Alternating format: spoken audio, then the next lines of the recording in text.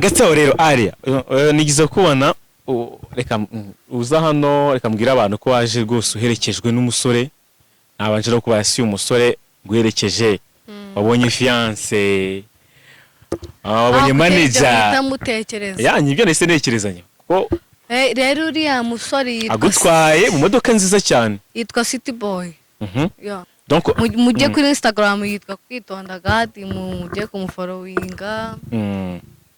Nyine wenda City Boy kugeza ubu n'umusore nyine uhagaze gute buryo wavuga ngo aka kanya bafite inganda zirenga ebyiri. Oya sure ku myaka y'ingahe ku twamenyanye yarambonye abona ibiganiro byanjye urumva umuntu nk'uwo abona umwana uri kwirwanaho ashaka kumenya na mwana bimeze bite nyine aranyandikira hashize iminsi ansaba njya gusura n'izo nganda menya ubuzima bwabo na mama we na bashiki we nyine bose ndabamenya ukumva kugira ngo mbe inshuti yabo. Yes, reka twongere tubasuhuze cyane mwese mudukurikiye muri kano kanya twizera ko mukomeje kugubwa neza ni nabyo tuba tubifuriza umunsi ku wundi. Reka mikaze abantu badukurikiye mu bice bitandukanye by'isi abari mu Rwanda ndetse no hakurya yarwo no kuvuga hakurya y'inkiko z'u Rwanda muri za diaspora zitandukanye mwese turabashuhuje kandi turabishimiye. Aka kanya twicaye kuri Zebra Hotel ahantu heza cyane ahantu ushobora gusohokera ukawafata amafunguro ndetse n'ibyo kunywa byiza na ari uyu munsi yahasohokeye yaza kugira ibihe byiza. Ngende Jado tuyishime tujye kubana muri kino kiganiro mu buryo bwo kukiyobora ari kuri butuganirize ni Aria Mukunda umukinnyi wa filime hano mu Rwanda uzwi ufite izina rikomeye ukiri muto wabaye umustar akiri muto. Yes nibyo nibyo wabaye umustar ukiri muto ku myaka ya 17. Oya wivuga ntago ari ndakuraburije. Aria bitese ni byiza ameze neza ibintu byose biragenda neza. Nongeye kukwakira kuri Iris TV. Ubushize twarabivuze turongera tubisubiramo witwa Aria Iris Aria. Iris Aria. Iris Aria. Yeah. Tunabibuza ko nafunguye YouTube channel yanjye yitwa Aria Official. Ku bantu nyine ku bafana banjye mu nkunda mumaze igihe musinziriye bagira icyo bakora mugira icyo mukora bikubita gashyi kwera mujye kugira ngo link ku bantu kugira biborohere mwajya kuri Instagram yanjye mukandika Gihozo Washyaka kuri bio yanjye hariho link ya YouTube yanjye mugakora ibisabwa byose mugakanda gukazogera mugakora subscribe mugashyiraho ama comment ibintu byinshi mbahisha ibintu byinshi cyane. Reka tubyamamaze ushobora gukurikira Iris Official kuri YouTube ukaba mukurikira mu biganiro bitandukanye agiye kujya bategurira byiza bimeze neza. Iris Aria navuze Aria Official kandi utatuzahindura tuyite Iris Aria bazahitamo ibyiza abantu batubwire muri comments muhitemo ibyiza kabisa ariko ngo warunkumbuye ikindi nari ngukumbuye cyane se watuzaniye iki hariya hejuru bagira amagambo ari uyu munsi yabyisanya n'ikirango yarankumbuye ntabwo nabisha abakunzi bacu. Ntabwo ibintu biba byoroshye ninagira icyo umbwira nk'umuntu warukumbuye sha umeze neza uvuye muri klima ya Ocean.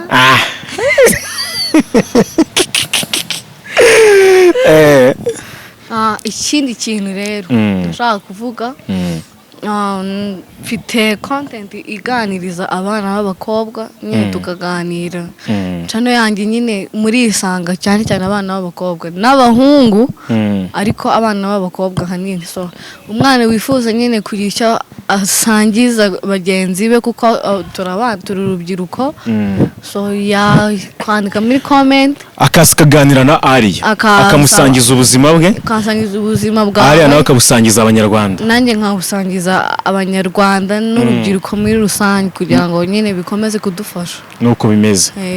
Okay. nkomeza mbabwira ko ushobora no kuba wadusura kuri iris.rw cyangwa se iris.rwa tuba twagiye twandika inkuru zitandukanye ukaba wakwisomera inkuru zivugwa hano mu Rwanda mu myidagaduro ndetse n'ibindi biba byagiye bigarukwa cyane ku bitangazamakuru bitandukanye bya hano. Ari rero tugiye kuganira twari dukumburanye by'umwihariko ariko n'abakunzi ba Iris TV bari bamukumbuye mu kiganiro reka nako nkugirira ibanga kubera iki bajya banga mu kiganiro duretse kugirana nafata ku mavuta Blaise yaherushye kugirana nafata ku mavuta yarakwibasiye yaranyibasiye ariko ntago ari igitangaza kuri we abakunzi be muramuzi so je na bira yaravuze ngo umukobwa ngo yibuno binini umukobwa ngo w'amataye manini wabyakiriye ute rero ngiye kurumeze ibyo byose nyine wenda afite impamvu yabivuzeho ariko nta kintu byanwangiye uko wamvuga kose kereka utaza ngo nkureho akanyama ko kwitama cyangwa ngo unyibe amafaranga cyangwa umbuze sinzi ikiganiro cyose cyenze kurangira kikuvuga avuga yari yanyishimiye kabisa ese ubundi fata ku mavuta umufata gute? Fata ku mavuta rero nta nyine yari gutrendinga cyane natangiye kumwumva ariko uburyo namwumvaga bamuvuga nkumva n'umuntu sinzi ugira amadefa adasanzwe n'umunyamabara umuntu w'umunyamabara nta na rimwe ndareba ikiganiro cye ngo kirangire urumva ariko ibyo mbona ku bantu wenda yagiye agirana nabo bifu nkahita nshaka kumenya ariko uwo muntu bimeze bite urumva none naramubonye amaso ku maso mwarahuye kandi mu kiganiro cy'ubushize nanjye nari nyikurikiye na Blaise hanyuma se wowe wamubonye gute muhura abonye ari umuntu umeze gute? urumva njye yarambonye atambwira ngo yaranzi n'ibiki imba mbaye topic so nta ndi makuru menshi mufiteho ariko nabonye nari bito kandi twari twaje twitemberera abaragufatiranye ariko nta kintu bitwaye fata ku mavuta afite akazi ke njya nkurikirana nyine televiziyo akoraho hari umuntu nyine uba uteye gutyo sinzi buriya nta nubwo ajya arakara nta bibazo aba yifitiye aba ari aho gusa Blaise reka wenda njyewe urabizi ko mba nkukurikirana umunsi ku munsi kubera ko ubizi kuri sister wanjye najye mbona iby'ubukwe by'umubano na Tino kugeza ubu ngubu we na Tino mubanye gute? MC Tino nyuma yuko nibutsa abanyarwanda ko biriya yari movie yitwa Nirvana series so mwajya nyine kuyireba ni filime nziza cyane kara nta kantu kabaho urumva sinzi abantu muba muri social media murabizi kara gutwika ni nko kwamamaza ariko hari uburyo bwacu buba buhari ushize shawara nari nawe afite cano ngarya ibiraha nde yatina kundi ibiraha ahubwo niyo agiye kubivuga akunda ibiraha byataye ariko nanjye ndabikunda ari mwarabisangiye twarabiriye kabisa ese wamenye guteka ibiraha noneho? oya ntabwo nabimenye. ntabwo urabimenya? ushobora kuba bigora cyane abahungu nibo bajya babishobora kandi Gisa yaramwe ngo azakwigisha Gisa cy'inganzo nawe naramubuze nawe ngo yarabiriye we na Fireman ngo byari bibishe ngo bari indobo yose ntabwo biba byoroshye kabisa ntabwo biba byoroshye none se hari nyuma y'uko twashyize hanze ya nkuru y'ibintu byakubayeho bya wa muzungu wagize gutya akagutuburira kugeza ubu ngubu nta muracyavugana? oya iya nkuru nasomye amakomenti nsanga ni abakobwa benshi bibaho so niyo mpamvu nkeneye abakobwa bagenzi banjye si ukuvuga ko waba nta myaka iriho ariko uko waba umeze kose ufite story y'ikintu cyakubayeho kitari cyiza wikihererana nshaka uze tuganire kugira ngo dufashe n'abandi bana nyine kumenya ibintu biri kuri iyi so mbese bino bibazo abakobwa bagenda babana ntabwo njye nyine wabihuye nabyo muri comment harimo bavuze sha nanjye byambayeho n'abandi nyuma y'iki gihe, nyuma y'ibyo byose amasomo wakuyemo nayahe ku buryo amasomo nakuyemo ni naho nashatse iyo content yo kuzaganira n'abakobwa bagenzi banjye nuko ikintu kimbayeho atari njyenyine kiba kibayeho, hari n'abandi bibaho benshi cyane. Ikintu nakuyemo nuko habonetse abantu benshi batanga ubuhamya bw'ibintu bahura nabyo twari tutazi, byafasha wa muntu utarabigeraho nyine kubyirinda bimugezeho. Okay, good. Nizere ko ibiganiro muzagenda mukora mu minsi iri imbere uzagenda ugiramo uruhare ndetse n'abatumirwa bawe bizagenda bitanga ubutumwa kuri benshi. Abantu badukurikiye ubwo tubibararikire. Ese tubibararikire kabisa, ariko n'abahungu nyine abantu bose ngiye barahari, ariko rumva cyane cyane abakobwa. Mbese kuko na kiganiro kiragiraho na kimwe bimeze bite? Kandi ushize nabwo twabiganiraho uvuga yuko ugiye gutanga ugeze cyarakozwe. Kirakorwa, hazamo akabazo gatoya iyo umuntu agitangira ahura n'imbogamizi. Of course birumvikana, yeah. So rero biraza gucamo kabisa. N'isi imbere abantu barabibona. Okay. Ariya hanyuma se ushize wari wambwiye ko donc ari n'abantu banabonye babyanditse muri comments bavuga ngo ya business washaka gukora yo y'amavaze ko ayikomeza k'abantu babishyigikiye. Sinzi niba warabibonye kuko hari n'umuntu waciye inbox arambwira ngo arashaka gusupportinga ugagomye ugakora amavaze ariko mu buryo bwo kugira ngo agere ku bantu, donc support azagufasha kukubonera isoko. Yego. Ese ufite ubushake? Ubushake ndabufite pe. Ko wakongera ukabibyutsa. Nabibyutsa, Imana idufashe twongeye dusubire mu buzima busanzwe. Nyine abantu bongere bakore, corona yabaye dance. Bana kugura ivaze ushonje ni ikibazo. Umuntu yareba kawunga. Ariko ni ibintu nkunda cyane, ni ibintu nyine ngomba gushyiramo imbaraga, nzagira shop yabyo. Ndabimora mbitekereza. Kandi ahanini abantu nkeneye ko kubyigisha ngewe ni abana bo mu muhanda batoya, kuko ahaguha umuntu ifi wamwigisha ukuntu ajya kuyiroba, sibyo? Rero nabyigisha aba bana batoya, ntabwo ari ibintu bikomeye, ni ibintu byiza kandi byoroshye kugira ngo nyine nabo nyine usanga barataye amashuri yabo, ariko iyo umuntu afite ikintu ari gukora abona ko gishobora kumutunga kikamwinjiza amafaranga agishyiramo imbaraga. Izo ni inzozi zanjye mfite, nabyo nzabikora. Umuntu adushakira isoko. Urakoze, ntago nkunze. Umuntu ngira aratwandikire muri comments, ndabizi ko aragukunda, aragukurikira cyane. Imana imuha umugisha n'undi wifuza gusupportinga ya business. N'undi wese wifuza amarembo arakinguye. Arakinguye n'imigisha myinshi cyane. Ariya rero ingingo nyamukuru uyu munsi nuko twabanje guca ku ruhande n'iki, umaze kugira izina riremereye hano mu Rwanda ndetse umaze no kugenda ukora ibiganiro bikarebwa n'abantu benshi. Mbese reka mbivuge mu magambo avunaguye, umaze kuba umusitari ku myaka yawe mikeya. Ese kugeza ubu challenge uri guhura nazo ni izihe? Bushize wajya kumbwira ati donc abaguhamagara abagira gute, kugeza ubu none bigenda bikura family kugenda ikura. Ikuntu bikura, iyo family nkeneye kuyikoresha. Yaraje ariko nkeneye no kuyikoresha. Rero munyitege cyane kabisa. Okay. Nkeneye kubikoresha bikagira ikintu bimarira. Kuko akenshi hari abantu benshi bumva yuko gukora ibiganiro byinshi ari ikintu kibi. Ariko ntago mbifata nk'ikintu kibi, kuko kano ni nk'ari akazi kanjye. Niho mwamenyeye, ni nayo mpamvu nashinze YouTube channel yanjye kugira ngo, kuko buriya kuganira ni byiza kuruta kugira ibintu ukora ku ruhande. Sibyo, hari umuntu ufasha utaruzi. Ndabizi neza ko ibiganiro nakoze kuva ku kiganiro cya mbere nabanje ku ma YouTube channel hari umuntu cyafashije. Hari abantu bankunda ku rwego nanjye ntazi. Umuntu akambwira nase nkibaza se nk'ubu yankundiye iki. Nkunda nyine ukuntu uganira, urumva hari ikintu namwe namumariye mu buzima bwe. Waje usanga ufite impano yo kuganiriza abantu. Ni spirit, ubwo rero ntago ari ibintu nareka, sibyo? Hari n'ukundi bavuga ngo yuko ari ibiganiro kenshi abantu barakurambirwa.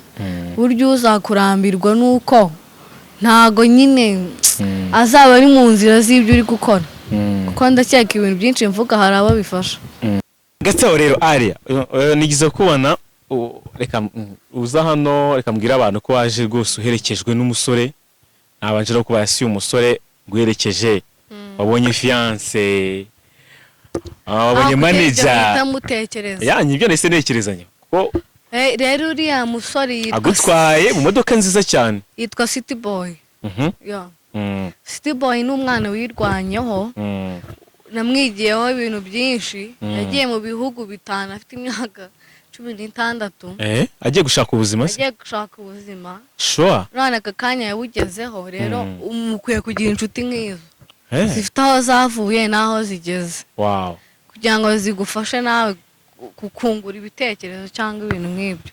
So rero azabigaragariza vuba aha abasangiza ubuzima bwe. Ntabwo ari boyfriend wanjye ni inshuti yanjye, inshuti yawe bisanzwe nyine yirwanyeho pe yirwanyeho. Donc mujye kuri Instagram yitwa Kwitonda God, mujye kumufollowinga. Nyine wenda City Boy kugeza ubu n'umusore nyine uhagaze gute buryo wavuga ngo aka kanya bafite inganda zirenga 2. Oya sure ku myaka y'ingahe azayivugira ariko nabonye akiri mutoya, aracyari muto. Njye muhaye imyaka aka kanya namu imyaka nka 24 n'itanu. Can you imagine rero umuntu umeze nk'ungu? Rero ni ikintu gikomeye cyane ni umuntu sinzi ukuntu nabibabwira yakwigisha ubuzima. Twizere ko mu biganiro uzatambutsa byinspira abantu cyangwa se bitanga ubuzima abantu bagiye baranyuzemo nawe ubwawe. Kwanza reka nizeza abantu abakunzi ba STV ko tuzabanza gusura umusore bakanamumenya bakamenya ni muntu ki yanyuze mu biki ageze kuki. Kuko ino si tuvuka nta kintu dufite. Hari abantu bavuka iwabo bakize baraguteganyirije, ariko se babandi bavuka iwabo nyine batifashije hari icyo uba ugomba gukora. Wakora iki kugira ngo uhindure ubuzima bwawe n'ubw'umuryango wawe? Ibyo tuzabiganira nawe. Mwamenyanye gute? Twamenyanye yarambonye abona ibiganiro byanjye.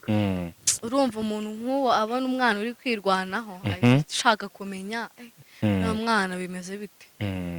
Nyine aranyandikira hashize iminsi ansoba njya gusura n'izo nganda menya ubuzima bwabo na mama we na bashiki we nyine bose ndabamenya. Ukumva kugira ngo mbi inshuti yabo nanjye mbigire. Urumva se wowe bigezeho wenyine na murumuna we wundi nawe afite uruganda na mushiki we afite ibyo akora na mama we afite ibyo akora.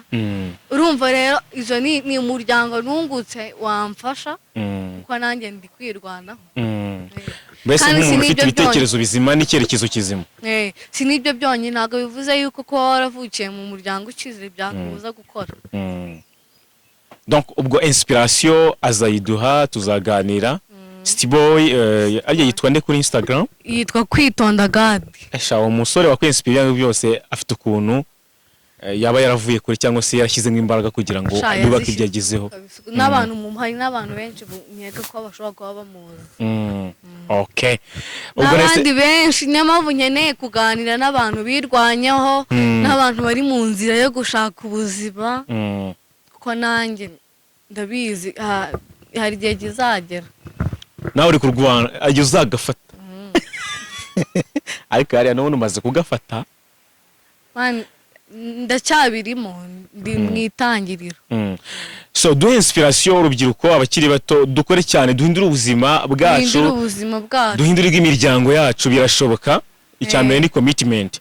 Ubutane tuganira na City Boy azatubwira ubuzima ariya muzi ubuzima bwe na buryo ari guhangana kugira ngo ejo hazaza hazaba hameze neza. Nkuru rugendo rurimo nyine abanzi nta muntu ubura abanzi, ariko iyo uri gukora cyane ukagera ahantu heza babanzi bahinduka inshuti zawe kugira ngo nawe nabo bafashe. abanzi bahita bahinduka abanzi abafana banjye muhumure ndi gukora cyane kugira ngo bazabe abafana. bazabafashe bazabe n'abafana nanjye mbafashe. Mvuga no ku bakunzi banjye ndabakunda cyane, Imana ikomeze ibahe umugisha mu byo mukora byose, mukomeze kunshyigikira, mujye kumfollowinga kuri Instagram nari nabivuze nkitangira, murebe YouTube channel yanjye, Imana inshoboze ibiganiro bijye bibageraho neza. Yes, hanyuma rero uyu munsi Aria nk'umukobwa ukunda kuvuga ati ngewe ndi kurwana no kugira ngo nubake ibintu n'ibi ndi mu rugendo rwo guhangana no kugira ngo ubuzima bwanjye ejo buzaba bumeze neza, ejo azaza hawe azabe ameze neza. Aka kanya muri no rugendo ushobora gutanga motivation word, amagambo nyine wasangiza abantu yabaha imbaraga, yabafasha, yatuma wa muntu ururyanya byuko uyu munsi akajya ku murima akataka.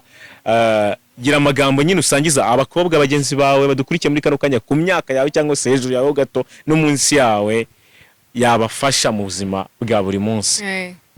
Ikintu nabafasha abakobwa bagenzi banjye cyangwa abahungu cyangwa n'undi muntu udafite akazi kano kanya wihebye, amagambo abafasha. Ikintu nababwira ntago umenye ejo hazaza hawe ukuntu hameze. Inshuti yawe ifite imodoka nawe wayigira. Hano ku isi tugomba gusangira ubuzima kandi ukumva yuko ibintu byose wabigeraho.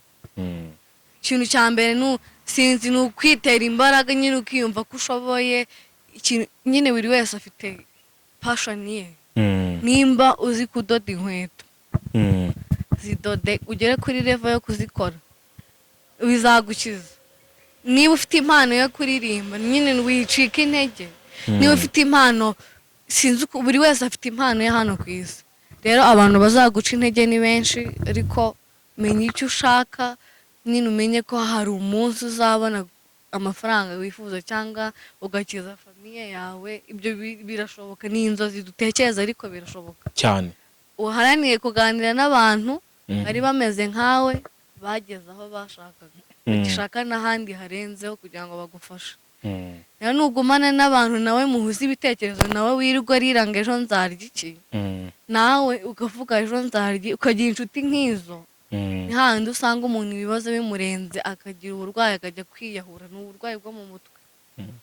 Urumva, menya nyine kuba inshuti n'abantu bafite ahantu bigejeje kandi wicisha bugufi. Buriya njyewe nari umuntu urakazwa n'ubusa, nyine n'ubu birahari. Ese kwita ureba muvunyi n'ubu ndabifite ariko si cyane. Kwirakaza hari ibintu bikwicira.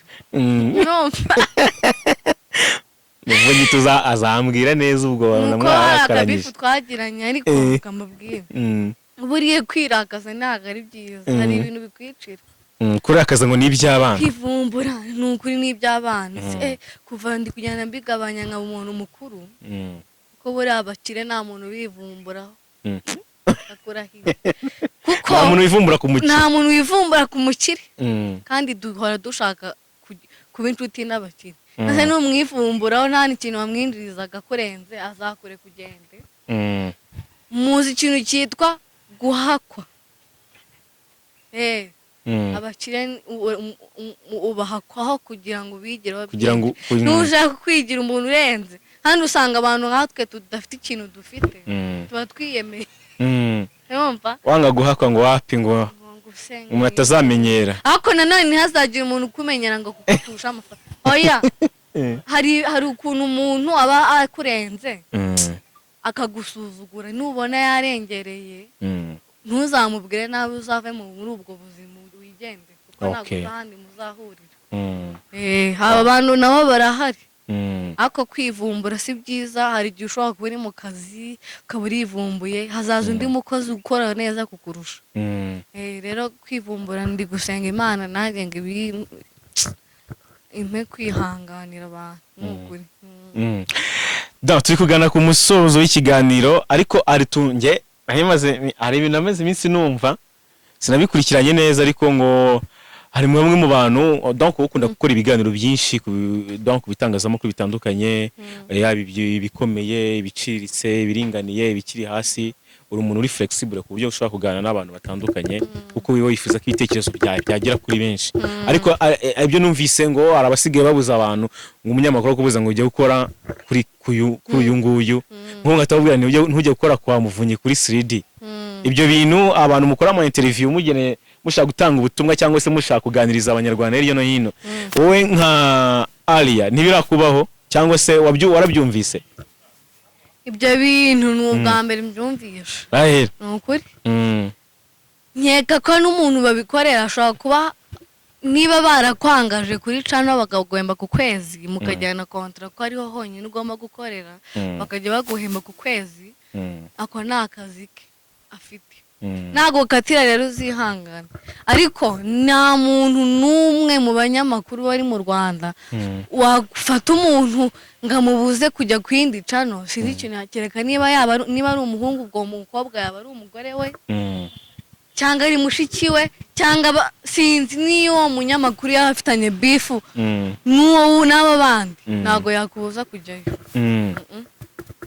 ibyo bintu ntabwo birambaho ntabwo birakubaho nta nubwo ndumva umuntu byabayeho kandi ejo bundi yaguye yarabivuze kuri Instagram yavuze ngo iki na Maji twaraganira ejo bundi akabivuga donc impamvu simbikubajije si nuko bireze birahari hano hanze rero kankubwiye nagumije kugenda mbyumva nanjye nabyo nari nzi ariko ubwo nagira ngo numve niba nawe byarakubayeho numve nicyo wabivuga biramutse bikubayeho kambabwira impamvu nkora ibiganiro kugira ngo bigere ku bantu benshi hari umuntu wagize subscribe kuri Iris TV hari uwayigize ku Isimbi hari uwayigize kuri 3D hari uwayigize kuri X-Large hari utazi Iris kandi ariyo yagizeho subscribe rero iyo ndi gushaka kugira ngo njye ntanga ubutumwa bwanjye bugere ku bantu bose izo cano ngomba kuzijyaho urumva ariko nimba hari umuntu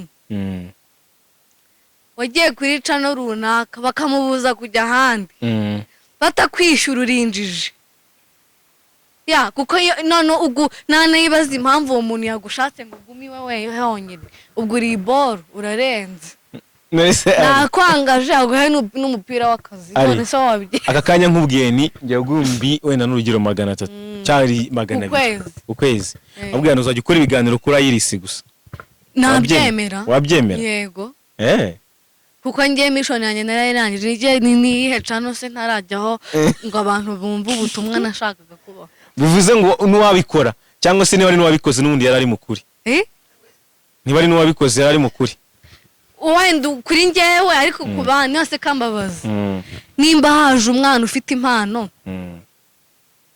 ukabona aryoheye abanyarwanda ukahita umukwamishiriza kuri cano yawe ubwo se urumva utabumwiciye hari abandi bantu benshi batamubonye ku yandi macano nese nk'ukwamishirije kuri Iris kandi wenda uri kuzajya kwa 3D ukabona 100 ariko Iris wenda ukabona 10 cya 15 ariko narakwishyuye ufite intego yawe ufite impamvu ukora ibiganiro donc ufite message ushaka guha abantu nyine amahitamo yawe yaba ari ayahe Alia ufite message mba ndi guha abantu gusa amahitamo wagira ni ayahe akakanya nkubwiye ngiye kukwishyura ujye uguma hano nkaguma hano wowe twajyana imikoranire ariko nawe nakubaza impamvu wambujije urabizi kontra ukuntu ziba zimeze urumva impamvu nta yindi ni business birumvikana nawe nakubwira ingingo ivuga ko ubona Iris nibwo ikiri kuzamuka urukumva ibi ubutumwa nzatangaho ninjye kwa 3D nkahita mvuga kuri Iris kariho henshi cyane mvuga ubutumwa bwiza bugera ku bantu why not sitaba 1 million ntuza yawe ikurikiwe n'abantu n'ubwo butumwa kubera iki hari abantu nagiye gukura he kuri 3D ndabazana kandi nshaka ko abagukunda n'abazagukenera bazagusanga kuri Iris iyo mind ntago ariyo oya ibintu byose ni ugusharinga Kigali wishare ariko kubata no ntago mvuze ko oya naye turi kuvuga kuri chaîne n'ubundi no ubundi kwisi no kwisi wishare uko wowe hari icyo uzakenera kuri mugenzi wawe ibya Kigali tubikureho ubu ni kwisi wishare kwisi wishare bavuze kuko no se ntimujya mukenera aba diaspora bari hanze abwo asaba ari muri Kigali ubwo ka Kigali tugakure uyu munsi ka Kigali akawe Alia ni kwisi wisheye kwisi wisheye kuko nta na rimwe umuntu azabaho ari umwe kwisi adakeneye abandi. Okay, rero tubikure no ku bagabo n'ibiki nta muntu udakenera undi kwisi wisheye ahantu hose n'abaperezida barakenerana kugira ngo bagirane inama bungurane ibitekerezo. N'ibigo by'amashuri nuko tutaragera kuri level zo kuvuga ngo umwana wo muri Amerika aze kwiga inaha ariko gusura ingagi inaha muri Afurika uri kumva ku isi wisheye aza gusura ingagi inaha kuko twebwe dufite ingagi natwe tujya gushaka education nziza ku isi wisheye rero. Yes, reka dusoze ikiganiro ndagushimiye twari dukumbuye kuganira twaganiriye nagira ngo numve uko umeze ndetse n'abakunzi ba Iris TV bumve uko wari umeze muri iyi minsi. Ndabakunda cyane mukomeze murebe Iris TV muyishyigikire ni channel nziza sinzi uko nabibabwira nta ifite mugena gusacinga Iris ikintu bisobanuye bifite izina rimwe ibaze ko wariswa Iris Alia Mwite mumanuka rero kuri Alia official dushyira na link hano hasi byabafasha kugira ngo mwite mubona channel ya Alia dukomeze dufatikanye dushyigikirane kugira ngo twese tugumye dusharinge ibitekerezo byacu. Alia ndagushimiye kandi mukomeze musenge tuve muri bino bintu bya covid nyine dushire mu buzima busanzwe. Mukomeze munasenge cyane munansengere. Okay, tera imbere turabashimiye.